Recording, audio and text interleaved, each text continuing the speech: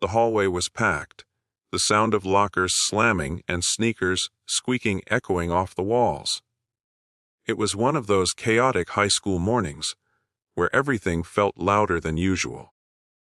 But amidst the noise, there was a strange stillness around one corner of Ridgeway High, a stillness that signaled something was about to go wrong. Emma Hart walked confidently through the hall, wearing her blue and white cheerleading jacket.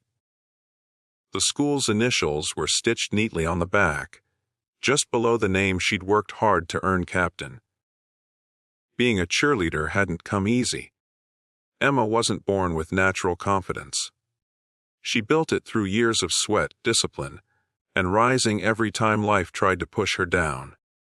She passed her usual locker, smiled politely at a group of sophomores, and turned toward the gym. That's when she heard them. "Look who's acting like she owns the school." A mocking voice rang out. Emma didn't have to turn to know it was Kayla and her gang. Kayla had always had a problem with Emma, especially ever since Emma was voted cheer captain. It wasn't just jealousy, it was bitterness. Kayla had tried out for the same spot, and when she didn't get it, she made it her mission to make Emma regret every success she had. Emma kept walking, refusing to acknowledge the insult. But the next moment changed everything. Rough hands grabbed the back of her jacket. Before she could react, she was yanked backward with a force that nearly knocked her off balance. The sound of fabric tearing echoed in the hallway. Gasps followed. Her cheer jacket, the symbol of her pride, was torn from her shoulders and thrown to the floor. Emma spun around, her eyes burning with disbelief and humiliation. Kayla stood there with a smirk, flanked by two other girls who laughed nervously, unsure how far this was going to go. "You think you're better than everyone, don't you?" Kayla sneered. "That jacket doesn't make you special." Emma stood still for a moment, heart pounding. Her breath hitched, but she didn't cry. She didn't yell. She didn't crumble. Something deeper sparked inside her, something older than high school drama.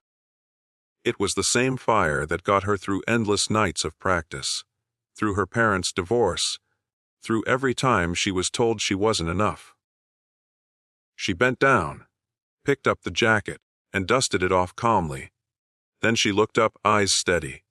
"Don't ever touch me again," she said, voice low but fierce. Kayla laughed. "Or what?" Emma stepped forward. In one swift, fluid motion, fueled not by rage but by control, she launched a perfect roundhouse kick. The impact was light enough not to injure, but strong enough to knock the smug look off Kayla's face and send her stumbling backward into the lockers.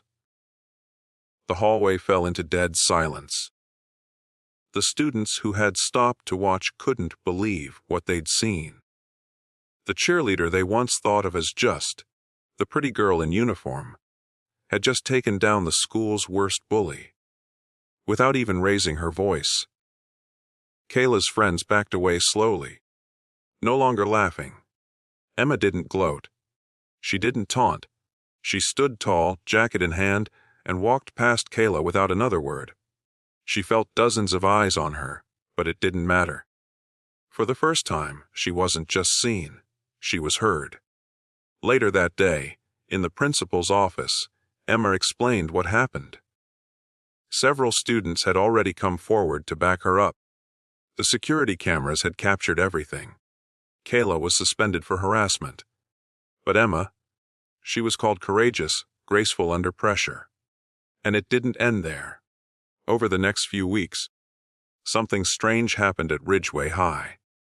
Students who once stayed quiet during bullying incidents started speaking up. A quiet sophomore stood up to someone mocking his stutter. A junior with autism found new friends in classmates who had watched what Emma did and been inspired. And Emma, she continued leading the cheer squad, but she also started something new, a self-defense and confidence class for girls at the school. It wasn't about violence. It was about knowing your strength, owning your space, and standing tall when the world tries to shrink you. The roundhouse kick wasn't what silenced the hall that day. It was Emma's courage, her calm strength, her refusal to be broken.